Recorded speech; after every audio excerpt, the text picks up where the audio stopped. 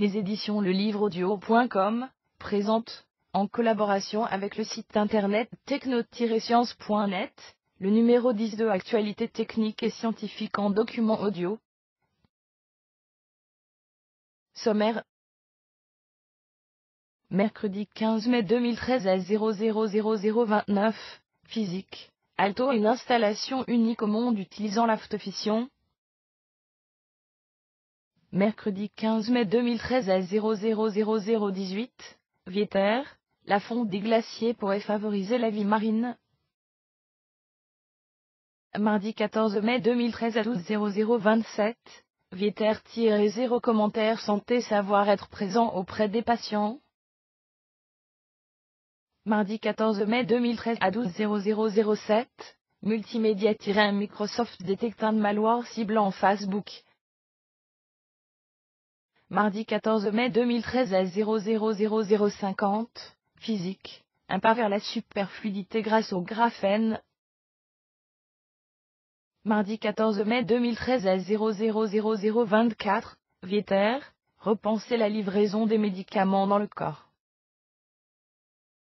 Lundi 13 mai 2013 à 12:0007, Vieter, réduction des pesticides jardiniers autrement. Lundi 13 mai 2013 à 000048, Vieter, un nouveau dispositif d'enregistrement de l'activité neuronale. Lundi 13 mai 2013 à 000007, Vieter, vidéoprojection des précipitations et sécheresses. Dimanche 12 mai 2013 à 12:0012, astronomie, prédire les supernovas. Dimanche 12 mai 2013 à 000004, rétro 1932 recettes de la vie pratique XI. Samedi 11 mai 2013 à 12:0021, astronomie, Saturne des anneaux brutalement coupés. Samedi 11 mai 2013 à 000047, astronomie, après Chelyabinsk les options de l'Europe pour les astéroïdes. Samedi 11 mai 2013 à 000015, Vieter, santé mentale un nouveau programme d'accompagnement thérapeutique. Vendredi 10 mai 2013 à 12:0037, Vieter, une simple prise de sang, pour dépister la trisomie 21. Vendredi 10 mai 2013 à 12:0018, multimédia, le Samsung Galaxy S4 arrive en boutique. Vendredi 10 mai 2013 à 000046, Vieter, une super protéine, pour réparer l'aine, et combattre le cancer. Vendredi 10 mai 2013 à 000031, Vieter, démythifier les commotions cérébrales chez les athlètes féminines. Physique postée par Michel le mercredi 15 mai 2013 à 0000 Alto, une installation unique au monde. Utilisant la photofission CNRS Alto photofission faisceaux exotiques 0 commentaire Alto, la première installation au monde délivrante pour les scientifiques des faisceaux utilisant le principe de la photofission pour la production de faisceaux exotiques, vient d'être inaugurée à l'Institut de physique nucléaire d'Orsay. Il servira à la recherche fondamentale sur les noyaux exotiques, ainsi qu'en astrophysique nucléaire. Il produira également des faisceaux pour des applications dans le domaine de l'électronique spatiale, ou encore pour des études permettant d'améliorer la sûreté des centrales nucléaires. Alto permettra aussi de conduire d'importants travaux de recherche et développement pour les installations de futures générations telles que SPIRL de Caen, destinées à produire des noyaux exotiques à des intensités beaucoup plus élevées. Deuxième déflecteur électrostatique de la ligne basse énergie à Alto. Après une séparation en masse effectuée par un séparateur de résolution dm par mètre égale 1500, et une sélection des éléments d'intérêt par ionisation résonante par laser, les précieux faisceaux de noyaux exotiques sont transportés à une énergie de 30 kV vers les lignes expérimentales. La nécessité de disposer de plusieurs dispositifs expérimentaux fixes et volumineux, afin d'étudier les propriétés des noyaux exotiques, impose de disposer de plusieurs lignes de faisceaux. Afin de diriger le faisceau vers le dispositif adéquat, le transport s'effectue à l'aide d'éléments uniquement électrostatiques. CNRS Phototox Cyril Frosion. Ce que les noyaux instables peuvent révéler une partie importante du puzzle que constitue l'interaction nucléaire pour les chercheurs qui se doivent, à l'aube, ce XXIe siècle, d'en maîtriser les multiples facettes. En l'absence de théorie prédictive, la physique nucléaire doit explorer le monde complexe des noyaux atomiques en cherchant à les étudier dans leur composition en protons et neutrons les plus exotiques. À cette fin, il est nécessaire de mettre au point des instruments capables de produire des noyaux exotiques par nature instables, et n'existant donc pas à l'état naturel sur la Terre, alors qu'ils apparaissent parfois dans les processus alluviocéurs des étoiles. Ce sera l'une des missions principales de la nouvelle installation ALTO inaugurée le 13 mai à l'Institut des physiques nucléaires d'Orsay CNRS/Université Paris-Sud, et qui sera mise à disposition de la communauté de la physique nucléaire du monde entier. ALTO utilise une technique unique au monde de photofission pour la production de tels noyaux, basée sur un flux de photons généré par un intense faisceau d'électrons, et bombardant une cible de carbure du RANIUM-238 chauffé à plus de 2000 C. Grâce à des lignes instrumentales dédiées, ALTO pourra étudier avec précision de nombreuses caractéristiques des noyaux exotiques, notamment ceux très riches en neutrons, et permettra d'explorer de nouvelles terres inconnues de la physique nucléaire. ALTO constitue aussi une étape importante vers la réalisation d'installations de nouvelle génération telles que SPIRAL-2, qui sera installé au Gagny Grand Accélérateur National d'ions lourds de Caen, et produira des noyaux exotiques à des intensités sans précédent. ALTO va notamment développer d'importants programmes de recherche et développement pour la mise au point des techniques et la conception des cibles, et de l'instrumentation nécessaire pour ces futures installations dans le monde. ALTO fournit également des faisceaux de particules chargées destinés à tester et optimiser les composants électroniques pour l'industrie spatiale. Des faisceaux de nanoparticules permettront aussi des études dans le domaine des nanotechnologies, la concentration d'énergie déposée à des échelles nanométriques permettant par exemple de créer des nanodiamants sur dents du graphite, ou bien d'analyser des tissus biologiques. ALTO permettra encore de mieux comprendre le domaine des radiations gamma telles que celles émises au cellule des réacteurs nucléaires, dans le but d'une meilleure maîtrise des processus en jeu dans les centrales du futur, et d'accroître la sûreté dans l'industrie nucléaire. Vue d'ensemble de l'accélérateur linéaire à électrons à ALTO. L'accélérateur linéaire à ALTO délivre un faisceau d'électrons de 50 MeV, avec une intensité de 10 servant à induire des réactions de photofission dans une cible de carbure d'uranium pour la production de faisceaux exotiques riches en neutrons. À la sortie du canon à électrons non visible sur la photo, les électrons sont injectés dans un pré-groupeur, et un groupeur en bleu sur la photo qui arrange les électrons en faisceaux, et les prépare à l'accélération. Une fois accélérés à 3 MeV et regroupés en paquets, les électrons sont alors injectés dans le linéaire dont le support est en jaune sur la photo, et atteignent à la sortie du LINAC une énergie de 50 MeV. Le faisceau est alors dévié par une série d'électroaimants, afin d'atteindre la cible de production. CNRS Phototox Cyril Frosion. La construction d'ALTO a été financée par la région Île-de-France, le département de l'Essonne, le ministère de la Recherche et le CNRS. Vieter posté par Adrien le mercredi 15 mai 2013 à 0000. La fonte des glaciers pourrait favoriser la vie marine. Bulletins électroniques d'eau comme WebLink Fer biodisponible échelle nanomolaire. Fonte des glaciers 0 commentaire. Le Groenland fond, et des quantités inhabituelles de fer biodisponible se retrouvent dans l'océan Atlantique Nord. Jusqu'à présent, l'eau de fonte des glaciers était jugée trop diluée pour contenir beaucoup de fer. À ce jour, seule une autre étude a examiné la quantité de fer dans le ruissellement des eaux de fonte, et les résultats se situaient à l'échelle nanomolaire. Glacier des Bossons, une cascade de glace qui descend du sommet du Mont Blanc. Illustration Daniel D. sous licence Creative Commons.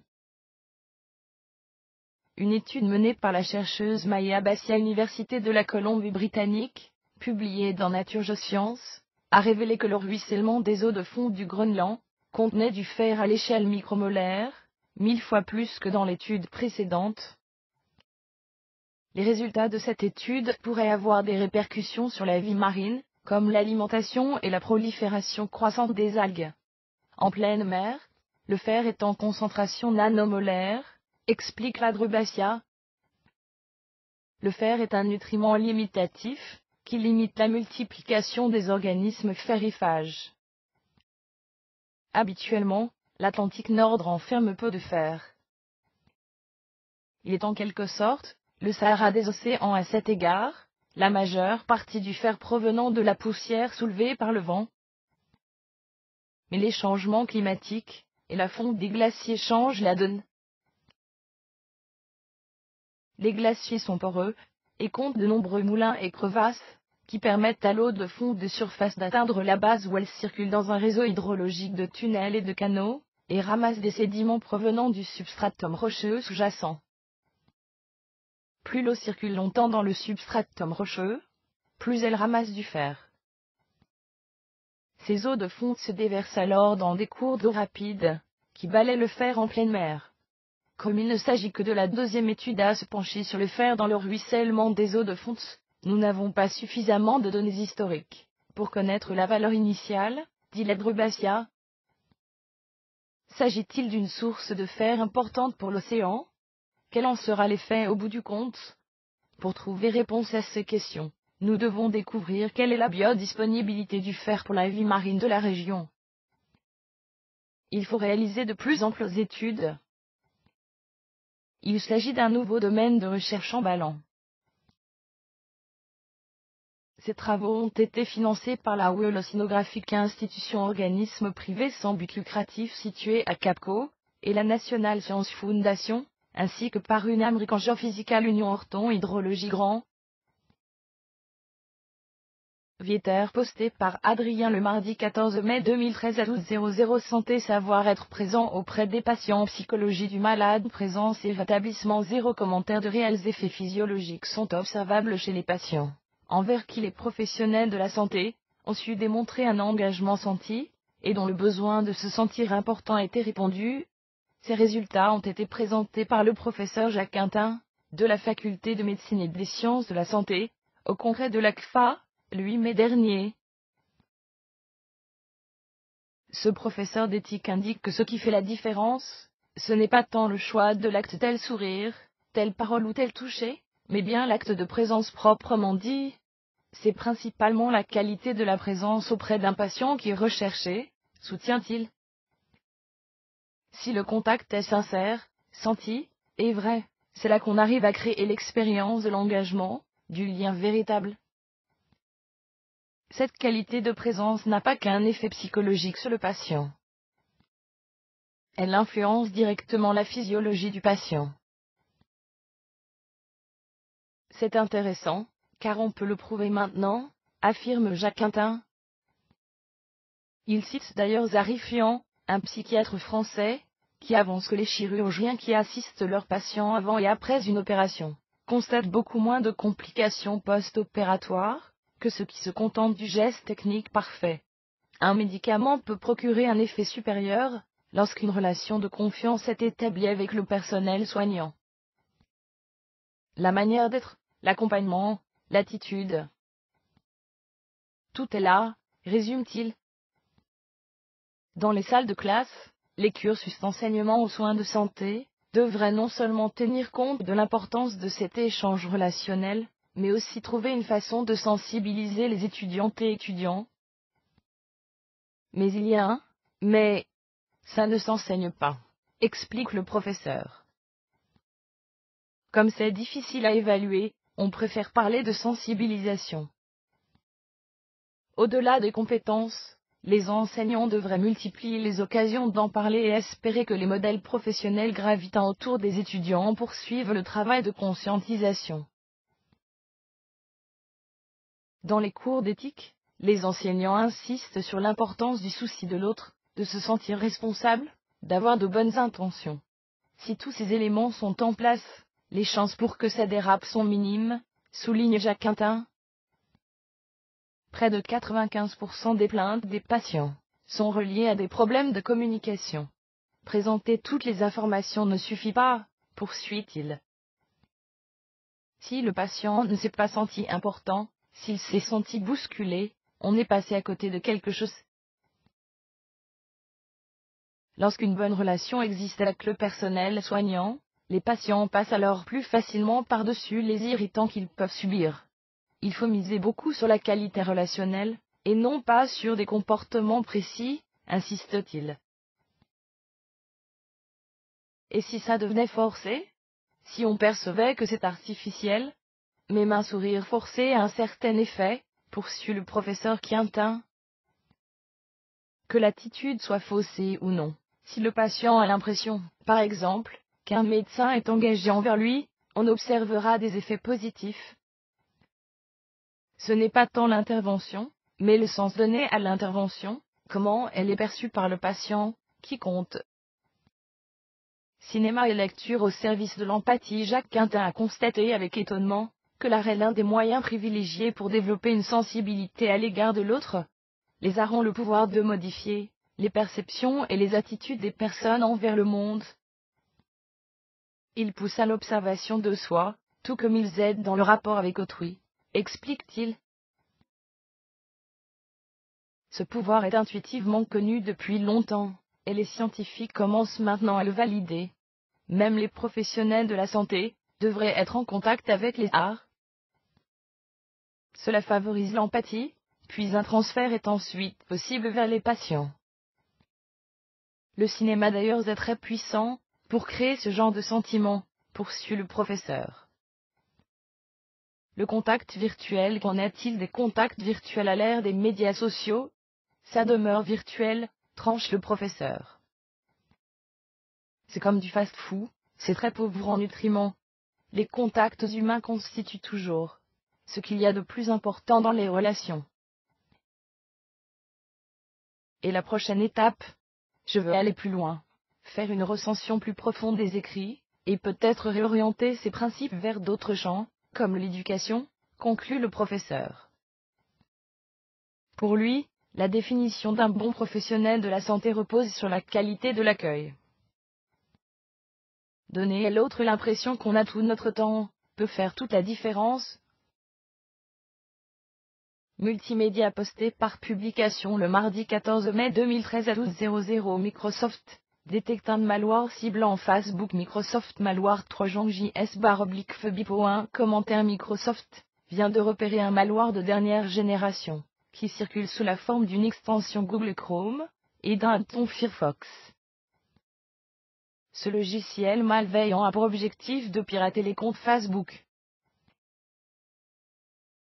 Microsoft avertit les utilisateurs de l'existence d'une menace nommée Trojan JS/Febipo, qui usurpe les comptes Facebook, et les avise de toujours s'assurer de la source des extensions de navigateur.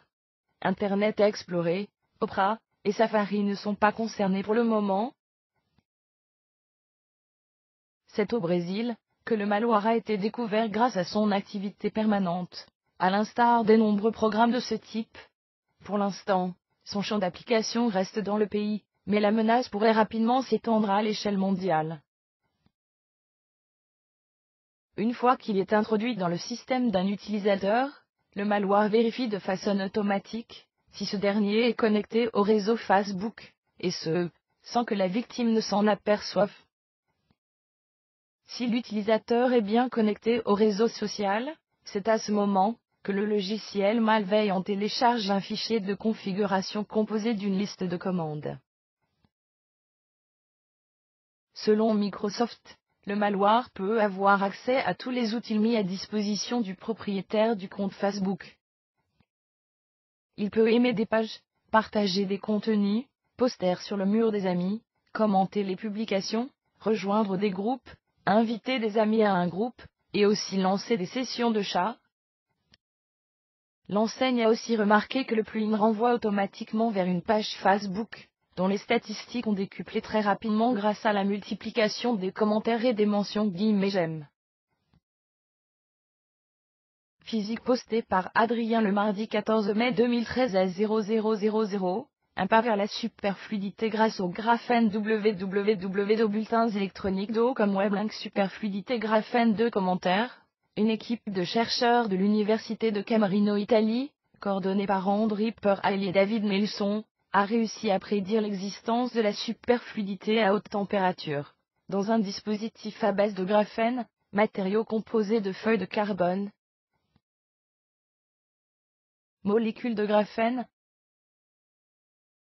La superfluidité est l'état dans lequel les liquides ont une viscosité proche de zéro, ce qui leur permet de s'écouler sans frottement. L'étude a été publiée dans la revue Physical Review l'été. La collaboration internationale avec l'équipe de Alex Hamilton en Australie a permis d'imaginer un dispositif superfluide à base de graphène.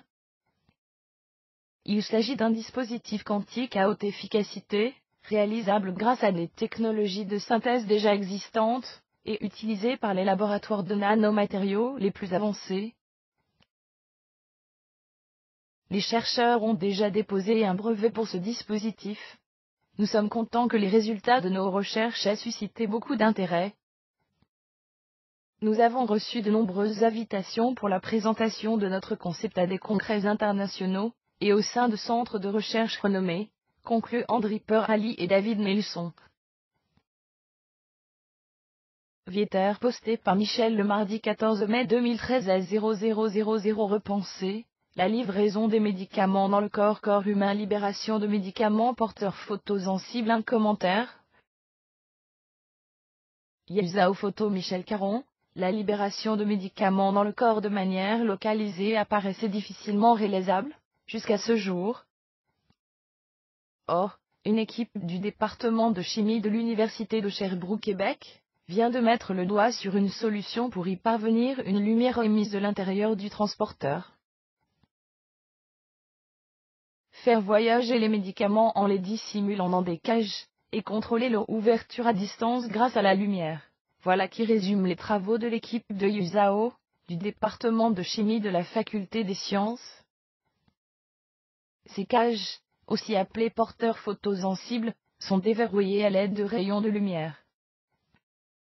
Leur dimension ne dépasse pas l'ordre du nanomètre, ce qui est environ 1000 fois moindre que l'épaisseur d'un cheveu. Avec ce type de dispositif, on évite que le traitement ne soit absorbé par d'autres organes avant d'arriver à destination, le porteur agissant comme une cage protectrice. Le remède sera donc plus efficace, ce qui permettra de minimiser le dosage à administrer aux patients. L'utilisation de ces petites cages ouvre aussi la voie à une toute nouvelle génération de médicaments, qu'on considérait jusqu'à maintenant comme trop fragiles pour parvenir au site à traiter. Jusqu'ici, l'ouverture des cages nécessitait qu'on les expose à la lumière ultraviolette tout visible, un immense handicap pour une éventuelle application médicale. Émis de manière aussi intensive et localisée, ce type de rayon endommage les tissus biologiques, explique le chimiste, dont les recherches ont obtenu le titre de découverte de l'année 2005 par le lectorat du magazine Québec Science. De plus, la lumière ultraviolette est visible ne pénètre que de quelques micromètres le tissu de la peau, ce qui est insuffisant pour atteindre le site à traiter. Face à cette impasse, plusieurs scientifiques ont souhaité créer des cages sensibles aux rayons idéaux, soit les rayons qui parcourent plus profondément les tissus humains, et qui s'ouvrent à des longueurs d'onde moins nocives. Mais Yuzhao ne l'entendait pas ainsi. Trouver la bonne clé aujourd'hui, le chercheur n'a jamais été aussi près de sa cible.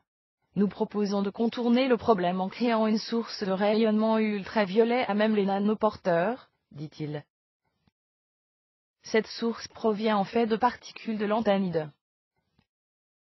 Cette famille de composés du tableau périodique détient une propriété bien particulière, lorsque exposée à de la lumière infrarouge, moins dommageable pour les tissus. Le lanthanide émet des ultraviolets. De fait, les ultraviolets sont générés uniquement à l'endroit où ils s'avèrent nécessaires. La nanoparticule de lanthanide en vert absorbe le rayon infrarouge en rouge. Elle émet ensuite un rayon ultraviolet en mauve. L'ultraviolet frappe le nanoporteur en noir, qui s'ouvre et libère le médicament en jaune. Image vue. Par ce simple détour, l'équipe du professeur Zhao, en collaboration avec des chercheurs de l'université Simon Fraser, a esquivé un obstacle considérable à l'utilisation des porteurs de médicaments photocontrôlables. L'avancée a récemment été présentée dans le Journal of the American Chemical Society. L'unicité de l'approche a d'ailleurs valu aux chimistes plusieurs mentions dans plusieurs grandes revues scientifiques, notamment dans le Chemical Engineering de l'American Chemical Society, ainsi que dans le thérapeutique de l'Ivry. Des applications au-delà de la médication à long terme, Zhao espère adapter sa technologie, pour qu'elle soit mieux assimilée par le corps, de sorte que les interactions indésirables avec ceux-ci s'avèrent minimales. À cet effet, son groupe de recherche collabore avec le professeur Martin Lepage, du département de médecine nucléaire et radiobiologie de la faculté de médecine et des sciences de la santé de Lud, chercheur au centre de recherche clinique Étienne Lebel du centre hospitalier universitaire de Sherbrooke.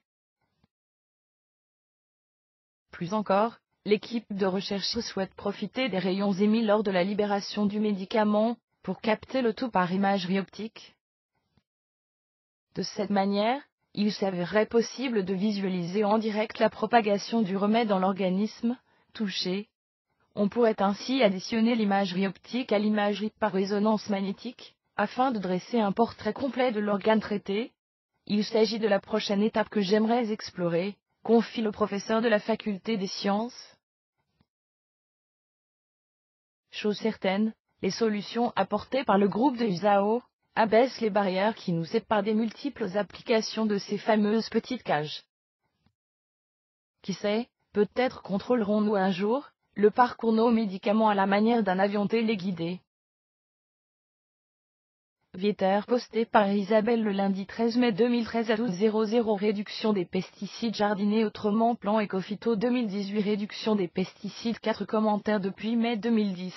Le ministère du Développement durable et ses partenaires ont lancé une campagne de communication sur 3 ans, pour sensibiliser le grand public aux pesticides, afin de réduire l'usage de ces produits de 50%, si possible, d'ici à 2018. Réduisons l'usage des pesticides. Conduit par le ministère de l'Agriculture en 2008, le plan Ecophyto 2018 a pour objectif le retrait sur le marché des substances les plus préoccupantes, ainsi que la diminution de l'utilisation de produits phytosanitaires de 50% d'ici à 2018, tout en maintenant un niveau de production agricole élevé. 78 000 tonnes de pesticides à usages agricoles et non agricoles ont été utilisés en 2008, plaçant ainsi la France au premier rang des consommateurs européens de pesticides, et au 4e rang, au niveau mondial. Les enjeux sont multiples: produire mieux en respectant les équilibres écologiques et la santé humaine. Répondre à la demande alimentaire et sanitaire en rendant les exploitations agricoles moins dépendantes aux produits de protection des plantes. Des acteurs mobilisés, et des buts communs: agriculteurs, chercheurs, techniciens des chambres d'agriculture ou des instituts techniques, collectivités locales, associations se sont engagées dans de nombreuses actions, pour atteindre cet objectif en accélérant la diffusion des méthodes alternatives, construisant, grâce à la recherche, de nouveaux systèmes de production permettant d'aller plus loin dans la réduction de l'utilisation des pesticides, formant des agriculteurs à une utilisation responsable des pesticides, réduction et sécurisation, créant un vaste réseau de fermes pilotes, pour mutualiser les bonnes pratiques, mettant en ligne dans chaque région, les bulletins de santé du végétal qui alertent les producteurs sur l'arrivée des parasites, en mettant en place un programme de contrôle de tous les pulvérisateurs qui sont utilisés pour l'application des produits phytosanitaires. La déclinaison régionale du plan permet de mobiliser les acteurs locaux, et de prendre en compte les spécificités agronomiques, socio-économiques et organisationnelles propres à chaque territoire. Sensibilisation des jardiniers amateurs. 5000 tonnes environ de pesticides ont été répandues dans les jardins ou les potagers en 2009, souvent responsables de la pollution des eaux en infiltrant les eaux de surface ou souterraines. En 2013, le ministère et ses partenaires s'adressent au jeune public et présentent ce monde vivant en perpétuelle transformation à travers la brochure Jardiner au fil des saisons. Pédagogique et ludique, bon nombre de jeux entraînent les plus petits dans la construction d'un jardin miniature, la création d'une mare pour les papillons, ou encore la fabrication d'un compost. Le compost, véritable exemple de transformation et d'interaction naturelle, améliore la fertilité du sol, et renforce la résistance des cultures en nourrissant les plants par des apports équilibrés. La brochure Petit guide à l'attention des jardiniers amateurs présente astuces et conseils remis au goût du jour, afin de diffuser des méthodes alternatives à l'emploi des pesticides. C'est à travers cette activité souvent récréative, que la notion de biodiversité est revisitée. Si ce terme désigne la diversité naturelle des organismes vivants, plantes, champignons, micro-organismes, animaux et se décline par le recensement des espèces, la biodiversité se comprend à travers les interactions qu'entretiennent les êtres vivants entre eux, y compris les hommes, pour former le tissu vivant de la planète. Nous redécouvrons ainsi le rôle intrinsèque de chaque espèce, certaines participant à la protection des jardins potagers. Le hérisson surnommé l'ami des jardins qui mange les espèces nuisibles aux cultures. La coccinelle dévorant les pucerons, qui s'attaque à la sève des plantes. Le ver de terre, qui aère la terre et permet aux racines de mieux se développer. Il enrichit aussi les sols en éléments minéraux purs. Ces espèces servent de régulateurs naturels biologiques, pour contrôler les envahisseurs et ravageurs, et éviter le plus possible l'utilisation de molécules chimiques dangereuses. Pour plus d'informations, voir www.jardinierautrement.fr.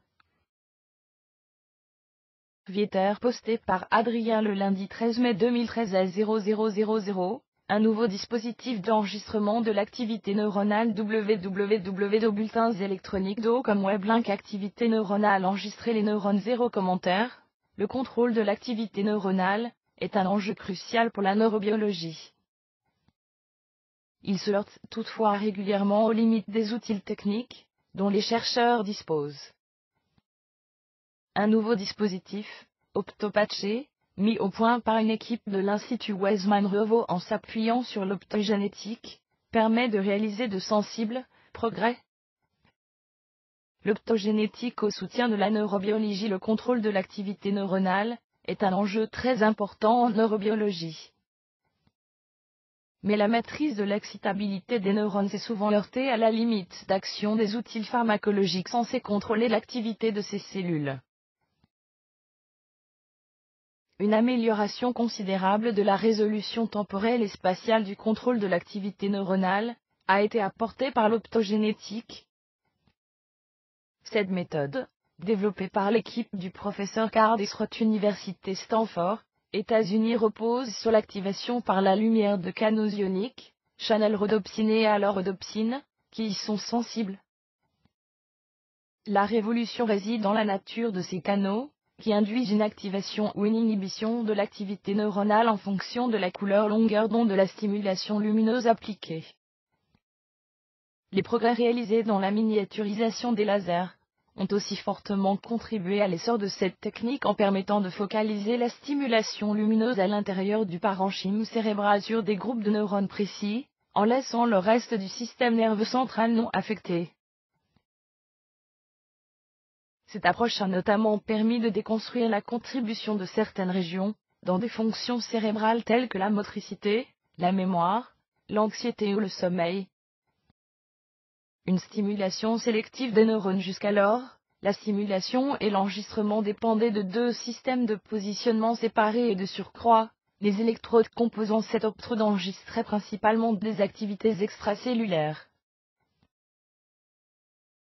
Le nouveau dispositif OptoPatcher, développé par les équipes des Dr Ophé-Izard, qui a effectué un séjour post-doctoral dans l'équipe du professeur Desroth avant de revenir en Israël et ayant l'ampleur du département de neurobiologie de l'Institut Weizmann-Revaux, en collaboration avec le professeur Jochen Stege du département de neuroanatomie de l'université de Göttingen en Allemagne, permet de stimuler sélectivement les neurones et de mesurer leur activité intracellulaire en mode patch clan.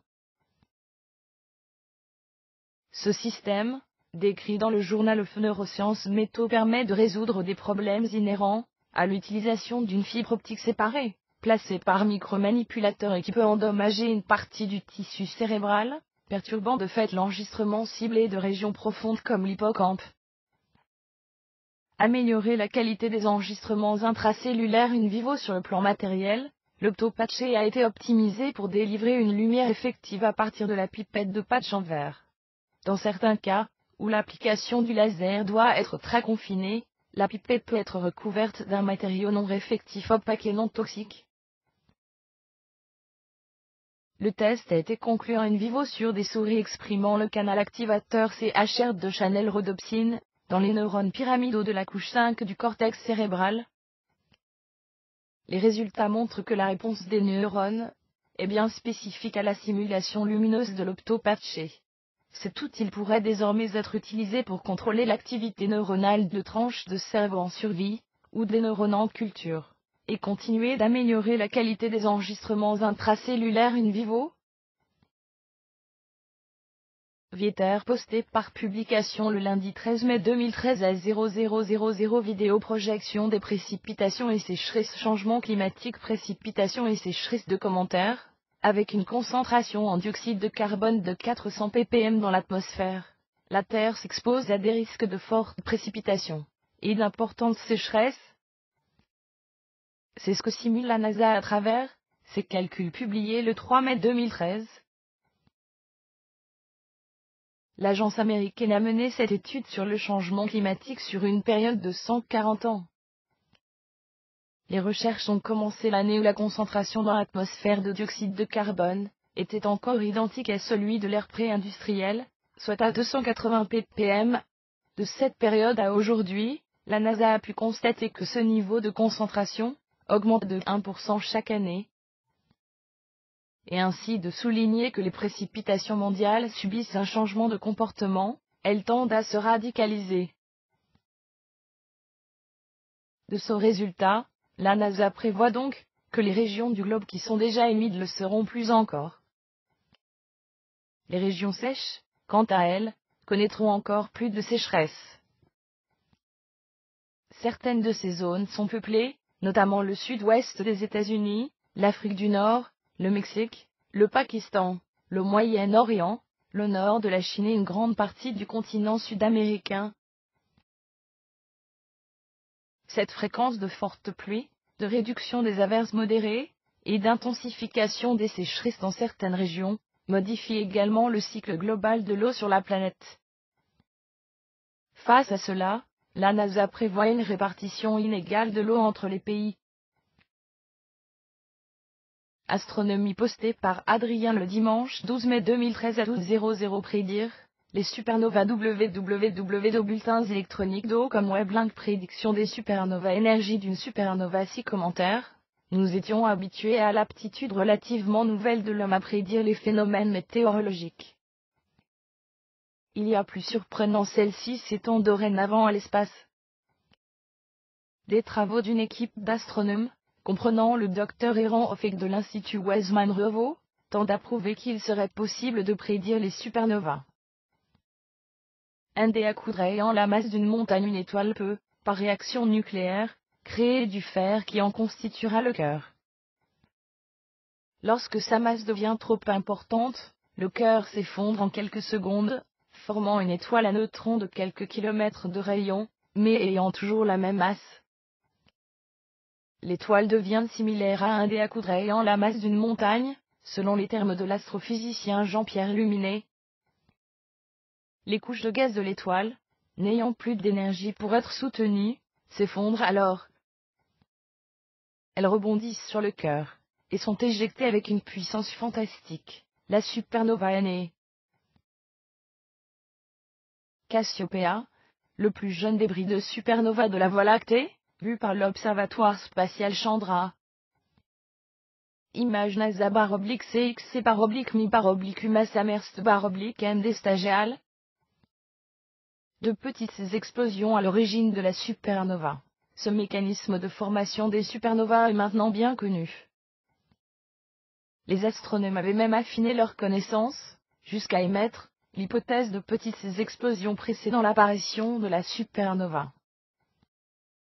Ce modèle a récemment été validé, le phénomène ayant été observé et reporté dans une nouvelle étude publiée dans la revue Nature par, entre autres, le Dr Eran Ofek de l'Institut Weizmann. En effet, une équipe d'astronomes a pu observer, à partir de l'observatoire du mont Palomar, États-Unis, une étoile éloignée de 500 millions d'années-lumière et 50 fois plus massive que notre Soleil, qui s'est transformée en une supernova nommée SN 2000 DMC. Les analyses montrent que, 40 jours avant sa transformation en supernova, cet astre fut le théâtre d'une violente explosion, expulsant à une vitesse de 7,2 millions de kilomètres par heure, une quantité de matière comparable à 3300 fois la masse de la Terre. Mark Sullivan, de l'université de Southampton au Royaume-Uni, précise que cette explosion a émis une énergie comparable à celle qu'émet le Soleil durant une année entière. Prédire la mort d'une étoile. Mansika Sliwal de l'institution scientifique de Carnegie dans le Pasadena, co-auteur de l'étude, exprime son étonnement devant le laps extrêmement court entre cette éruption précurseur de la supernova et la supernova elle-même. En effet, un mois est une fraction extrêmement petite comparée aux 10 millions d'années de vie d'une étoile. Eran Ofek précise qu'une telle proximité entre les deux événements suggère un lien entre eux. En effet, la probabilité d'une éruption accidentelle, dans les 40 jours précédant l'apparition d'une supernova, est de 0,1%. Mansika Sliwal résume la portée de cette étude en affirmant que notre découverte montre qu'il est possible de prédire la mort imminente d'une étoile massive. Cette étude, soutenue par le NASA, ajoute une pierre à l'édifice de la compréhension de l'univers qui nous entoure. Rétro-posté par Michel le dimanche 12 mai 2013 à 0000 Rétro 1932 Recettes de la vie pratique XI Rétro 5 commentaires. L'année rétro de ce dimanche nous propose une astuce pratique du siècle dernier. Avertissement: cette année rétro retranscrit des connaissances scientifiques, techniques, ou autres de 1932, et contient donc volontairement les arguments, incertitudes, ou erreurs d'époque. Pour la protection d'un cadenas extérieur, les cadenas qui se trouvent à l'extérieur dans les constructions rustiques, sur les clôtures des jardins, supportent mal les intempéries et rouillent rapidement. Il est difficile, évidemment, d'empêcher l'action de l'air humide, mais on peut tout au moins protéger le cadenas contre la pluie au moyen d'un abri en cuir, supporté par une console en bois, fixée sur la porte au-dessus du cadenas. Il est bon de goudronner, ou encore de paraffiner la pièce de bois, mais une fois que les trous de vis auront été préparés. On fixe par des points toutes les petites vis, tout autour de la console, une feuille de cuir mince graissée, de toile goudronnée ou paraffinée, qui abrite le cadenas contre la pluie, même si elle est fouettée par le vent. Il faut évidemment du cuir très mince, si l'on emploie cette matière, afin de pouvoir, lorsqu'on veut se servir du cadenas, le relever facilement, pour enfoncer la clé. Il est bon d'huiler le cuir, pour qu'il ne se racornisse pas, et de le fixer par des clous à tête ronde et large, comme ceux qu'utilisent les tapissiers. Quand le cadenas doit rester inutilisé quelque temps, il est recommandé de graisser toutes les pièces métalliques, on les protégera mieux ainsi de l'action oxydante de l'air humide. NB. Dans le dessin qui représente le cadenas derrière son enveloppe protectrice, un des côtés a été laissé à découvert pour qu'il soit possible de voir l'aménagement intérieur de l'abri.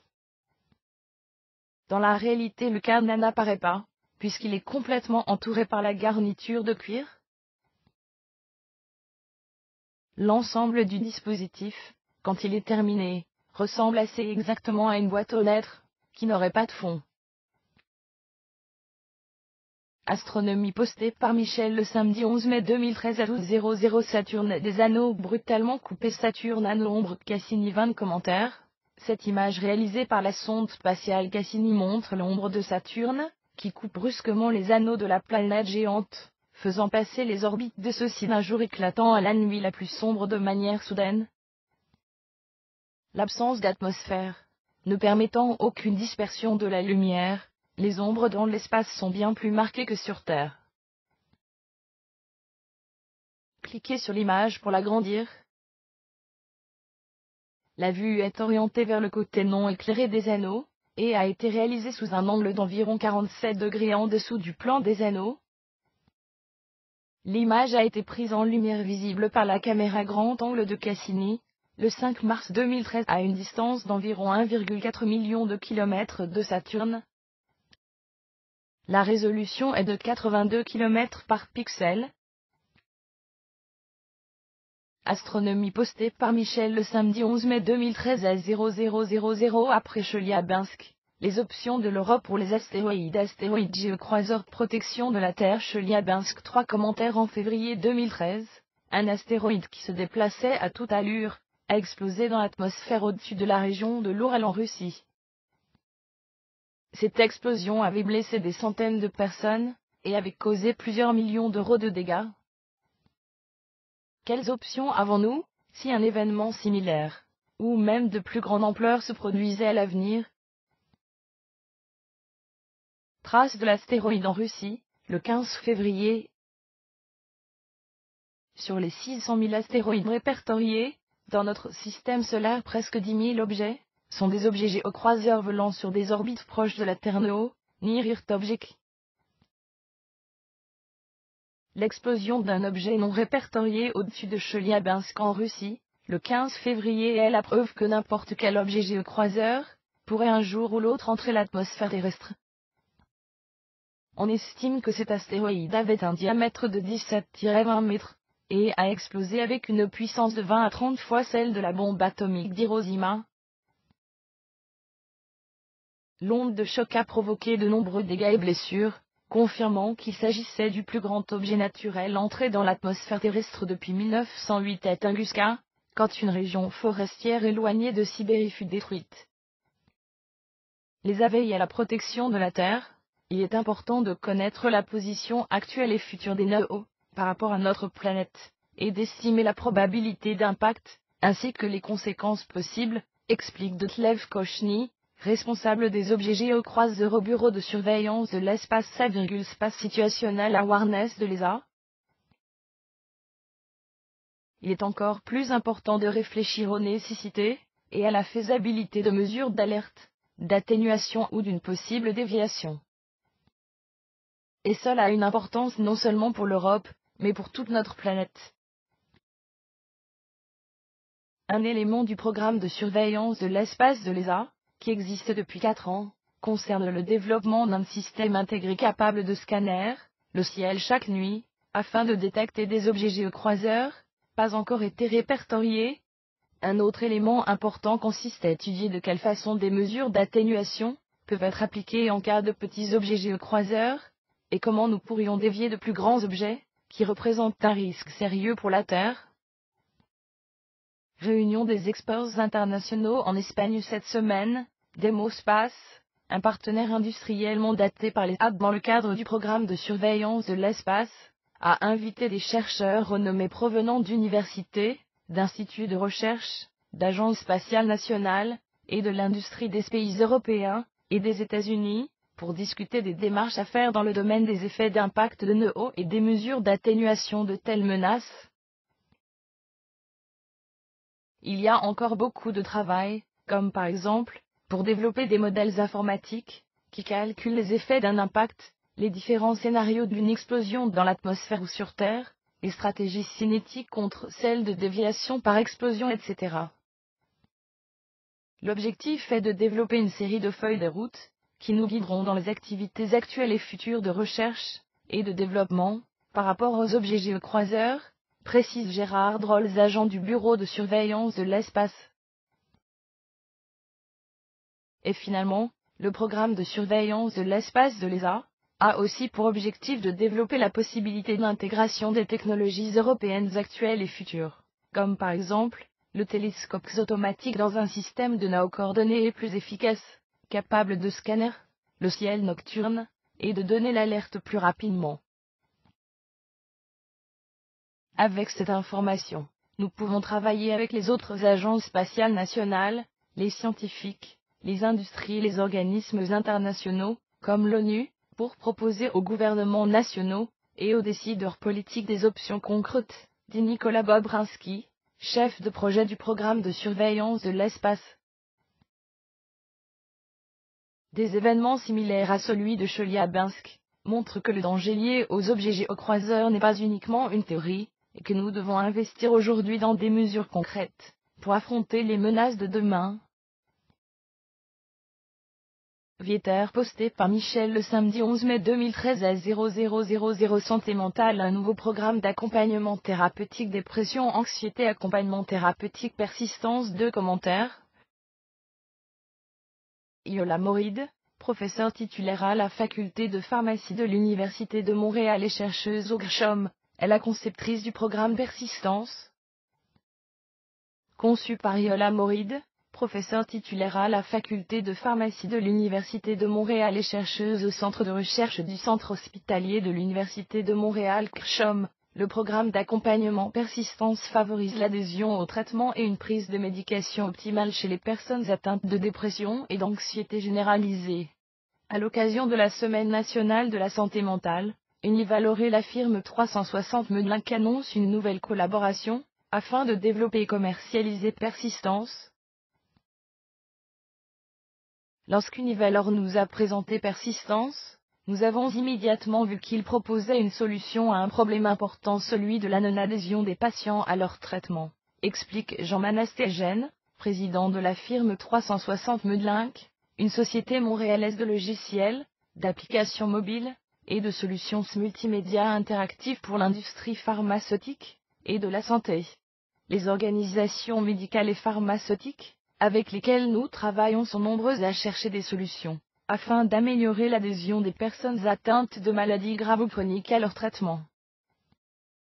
Des initiatives et des produits naissent ici et là, mais peu sont validés de façon scientifique.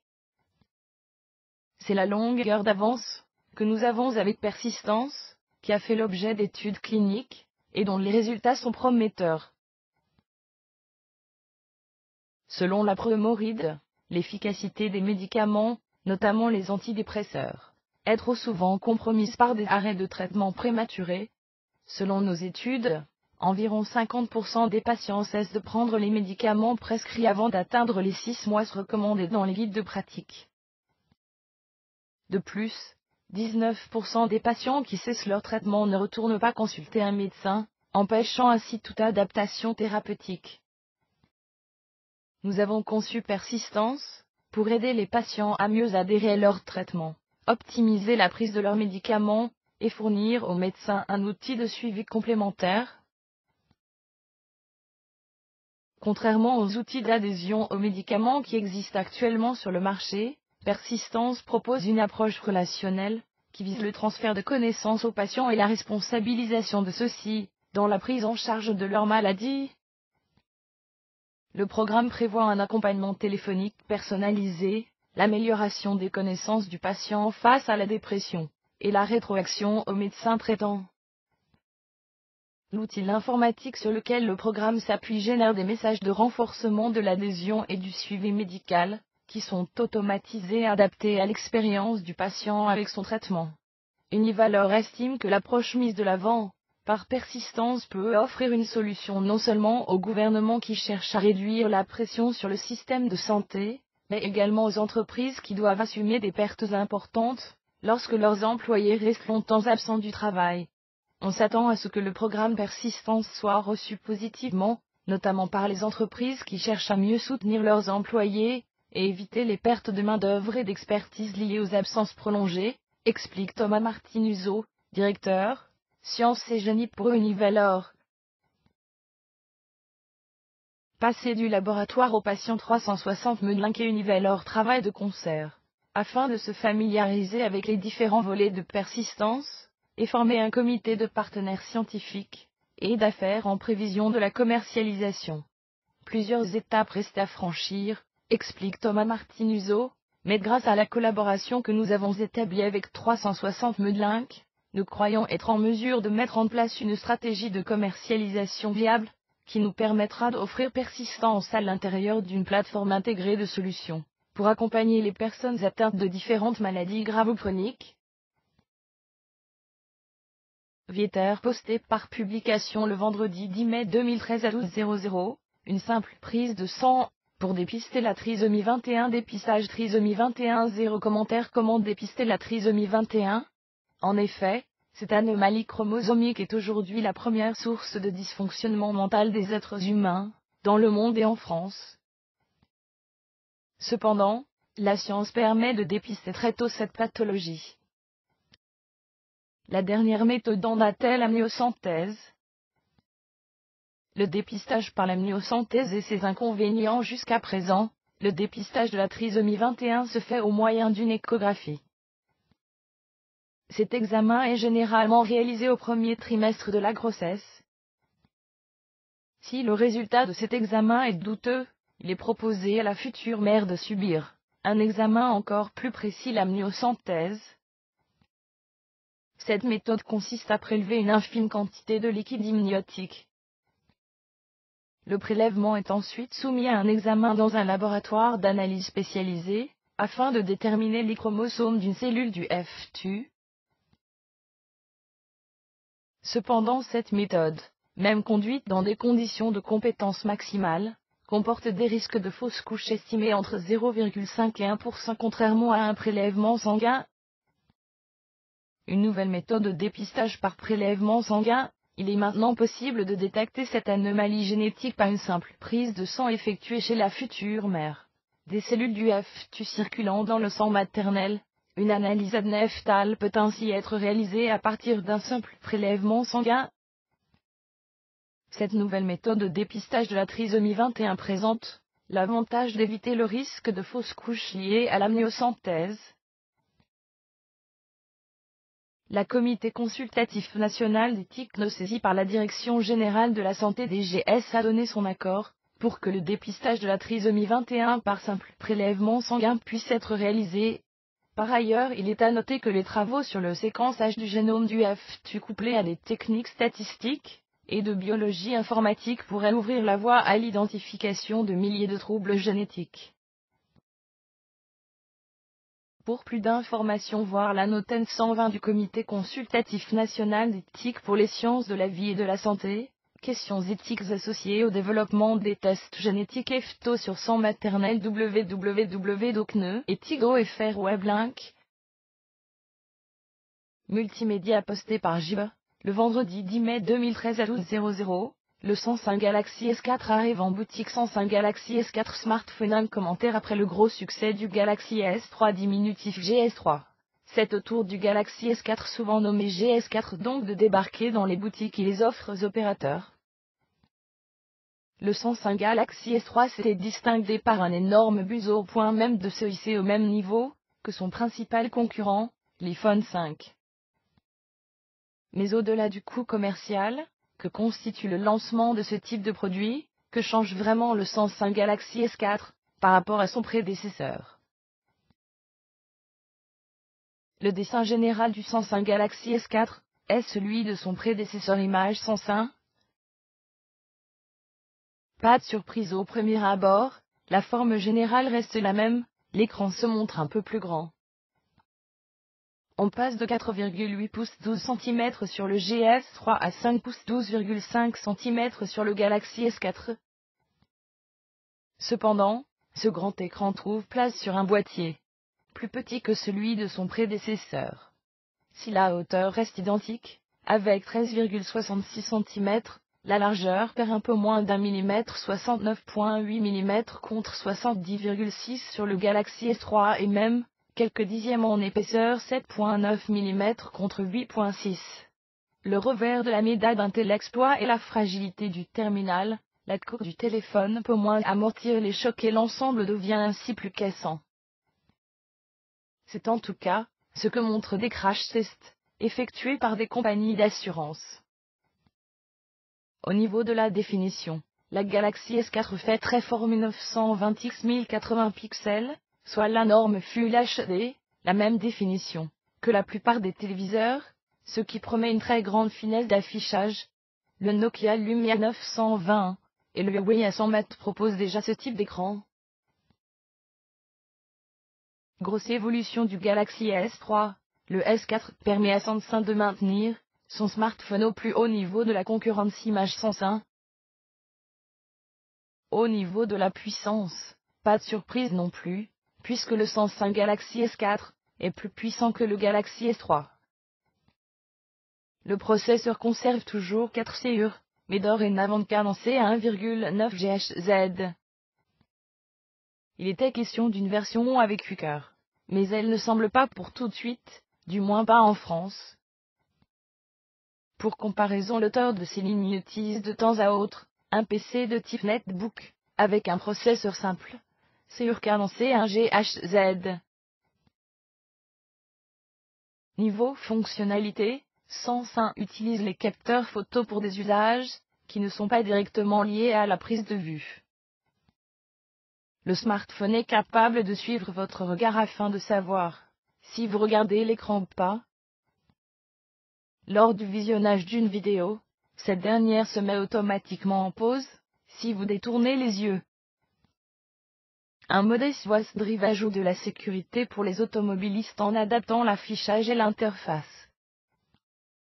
Entièrement piloté à la voix, le conducteur n'est plus obligé de se pencher ou d'utiliser ses mains pour manipuler le Galaxy S4. L'affichage adapté limite au maximum la déportation visuelle du conducteur vers le terminal. Vieter posté par Adrien le vendredi 10 mai 2013 à 0000, une super protéine, pour réparer l'aine et combattre le cancer. Bulletins électroniques d'eau comme Weblink super protéine TDP2 réparer l'aine et combattre le cancer. 0 commentaire. La protéine TDP2 peut aider à réarranger les cellules pendant la phase embryonnaire et freiner les inflammations. Mais une étude récente menée par l'embryologue et spécialiste des cellules souches Danny Hulbrook, de la Culvent, en collaboration avec le professeur Kate Caldecott de l'Université du Sussex, montre que cette protéine peut aussi réparer l'aine endommagée, ce qui ouvre de nouvelles perspectives dans la lutte contre le cancer. Nos cellules accumulent des petites erreurs d'ADN. Même les cellules saines nécessitent parfois des reconstructions d'ADN. La protéine TDP2 se révèle être un agent réparateur très précieux pour le rétablissement d'ADN endommagés. Représentation d'une section de la double hélice d'ADN. La protéine TDP2 avait déjà identifié comme un agent permettant de freiner les inflammations par le groupe de recherche du professeur Hulbrook. En 2007, suite à des recherches sur les embryons des poissons zèbres, l'équipe du professeur a montré que la protéine en question, alors appelée TRA, joue également un rôle dans le réarrangement des cellules pendant la phase embryonnaire, quand l'embryon n'est encore qu'une base très primitive sur laquelle viendront ensuite se développer des organes. Ces deux activités dépendent seulement d'une partie de la protéine. La question, à l'époque, était donc de savoir quelle fonction avait l'autre partie de la protéine. C'est alors posé comme hypothèse la fonction de réparateur d'ADN, car la partie de la protéine en question ressemble à plusieurs autres protéines réparatrices d'ADN. Celles-ci nous sont nécessaires, car nos cellules accumulent des erreurs d'ADN. Des restructurations d'ADN sont parfois nécessaires même chez les cellules saines. Si cela ne se produit pas, la cellule meurt, et le tissu cellulaire peut être endommagé. Un agent nettoyant précis. Les chercheurs sont parvenus à éliminer le gène TDP2 chez des souris, de sorte que leurs cellules ne fabriquent pas la protéine. De cette manière, ils ont pu faire des recherches sur les conséquences que ce manque provoquait sur la réparation d'ADN. Le travail de mon collègue britannique Kate Caldecott sur des cellules des souris dépourvues du gène TDP2 a clairement montré que le TDP2 est un agent nettoyant très précis pour le processus de réparation d'ADN. Il existe plusieurs mécanismes de réparation d'ADN. Un des mécanismes de repose sur la topoisomérase de TOP2, une protéine qui aide à désenchevêtrer les brins d'ADN double. La TOP2 pratique une coupure dans la ADN, puis quand la coupure se referme, elle disparaît de l'ADN grâce à la protéine TDP2. Chez les souris qui ne peuvent pas fabriquer la TDP2, par contre, la TOP2 reste bloquée dans l'ADN. Dans ce cas, la coupure dans l'ADN reste ouverte, et s'il y a une autre coupure à proximité, cela peut devenir très néfaste pour la cellule, au point de générer un cancer. Cette découverte ouvre de nouvelles pistes dans la lutte contre le cancer, et ce de deux manières, explique le professeur Hulbrook. Pour les cellules saines, il est possible d'augmenter la quantité de TDP2. Pour les tumeurs, il est possible de la diminuer, afin que les cellules cancéreuses restent bloquées, et ne puissent pas se régénérer. Cette méthode est déjà appliquée dans le traitement du cancer l'étoposide, un produit qui élimine les cellules cancéreuses, bloque la TOP2, pour faire mourir les cellules cancéreuses. Malheureusement, l'étoposide a comme effet secondaire de provoquer plus de coupures dans les cellules saines, ce qui augmente le risque de développer des cellules cancéreuses. Nous pourrions contrebalancer cet effet secondaire avec une plus forte dose de TDP2. Des recherches sont également menées sur le rôle que peut jouer la TDP2 dans la réparation des informations génétiques des cellules cérébrales endommagées. Vieter posté par Michel le vendredi 10 mai 2013 à 0000. Démythifier les commotions cérébrales chez les athlètes féminines. Athlètes féminines, commotion cérébrale. Un commentaire. Émilie Chamard, étudiante au doctorat en neuropsychologie et joueuse de football soccer, a elle-même subi 4 commotions cérébrales. Photo et Mzajar. Les sportifs professionnels font souvent la manchette lorsqu'ils sont à l'écart du jeu en raison d'une commotion cérébrale. En contrepartie, le sort des athlètes féminines traitées pour cette blessure est peu souvent abordé. Pourtant, il existe un monde de différence entre les effets d'une commotion sur les hommes et sur les femmes. Émilie Chamard, joueuse étoile d'une équipe de football féminin, est l'une des rares chercheuses à se pencher sur cette problématique, qui la touche directement. Cette candidate au doctorat en neuropsychologie clinique à l'Université de Montréal a subi 4 commotions cérébrales au cours de sa carrière.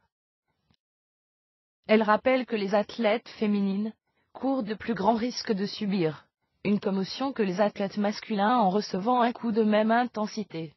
Une plus petite circonvolution du cou, des muscles du cou moins développés, et une moins grande quantité de liquide céphalorachidien peuvent faire partie des nombreux facteurs sous-tendant ces différences entre les hommes et les femmes. De plus, en moyenne, les athlètes féminines prennent davantage de temps à revenir au jeudi. Les plus récentes recherches d'Émilie Chamard démontrent que des séquelles persistent dans la matière blanche cérébrale et le métabolisme cérébral des athlètes féminines qui ont subi une commotion 18 mois auparavant, même si ces athlètes n'ont aucun symptôme apparent et qu'elles sont retournées au jeu. Cela pourrait expliquer qu'une athlète ayant subi une commotion risque davantage d'en subir une deuxième. Peu d'études ont été faites sur des athlètes féminines à ce sujet, rappelle la jeune femme. Les effets sont vraiment différents. Dans plusieurs années, il sera peut-être possible d'apporter des modifications au protocole de retour au jeu des athlètes féminines. Les conséquences sont plus sérieuses. Les symptômes et le temps de récupération sont plus importants. En février dernier, elle a présenté ses résultats de recherche devant les membres de l'International Neuropsychology Society à Hawaï, de même qu'à une rencontre scientifique à Édimbourg l'an passé. Un parcours remarquable. J'ai toujours eu une fascination pour le cerveau, affirme la joueuse de football de 25 ans originaire de Québec. Je m'intéresse aux maladies mentales, et à tout cet aspect théorique. Son domaine d'étude était donc tout désigné, mais Émilie Chamard a une passion au moins aussi grande pour le sport. Depuis l'âge de 8 ans, elle n'a jamais cessé de jouer au football. Il était donc normal que ses recherches lui permettent de rester en contact avec le monde du sport. Son parcours n'est rien de moins qu'exemplaire. En plus de pratiquer un sport de haut niveau, elle est parvenue à être admise au doctorat en neuropsychologie clinique à l'UDEM, le seul programme agréé dans cette discipline au Canada. Après avoir fait un baccalauréat en psychologie à l'Université Laval, elle a quitté le Rouge et Or pour se joindre aux Carabins. Avec les Bleus, elle a fait partie de l'une des brigades défensives les plus solides du pays. À l'automne 2012, au terme de sa 5e et dernière saison sur le circuit universitaire du Réseau du sport étudiant du Québec, Émilie Chamard a été nommée au sein de la première équipe d'étoiles québécoises. Ce double parcours remarquable a été récompensé au plus récent Gala Amérita des Carabins, où elle a reçu le prix de l'étudiante athlète de l'année. Cet honneur tient compte des réussites scolaires à 60%, elle a maintenu une moyenne de 4,2 au doctorat et sportive à 40%. C'est certain que c'est une très belle reconnaissance, dit-elle avec le sourire. J'ai toujours travaillé hyper fort au football, et à l'école, alors c'est la plus belle façon de terminer ma carrière universitaire. On doit s'engager à faire beaucoup d'heures de travail et des sacrifices, mais des prix comme ça nous encourage à continuer. De plus, ses efforts ont été reconnus à l'échelle canadienne, puisqu'elle a reçu une prestigieuse bourse Vanier, qui vise à garder les meilleurs étudiants de doctorat du monde au Canada. L'amour du football, Émilie Chamard poursuivra ses recherches même si sa carrière avec les Carabins est terminée. Cependant, elle n'a pas l'intention d'arrêter le football de sitôt. Cet été, elle jouera avec le club de football Mont-Royal Outremont-Seigneurard. La transition sera plus facile ainsi.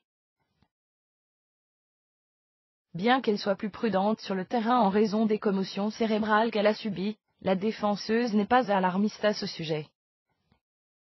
Elle soutient que la pratique du sport apporte beaucoup trop de bienfaits sur les plans physiques et psychologiques pour s'en priver. Émilie Chamard en est l'exemple parfait.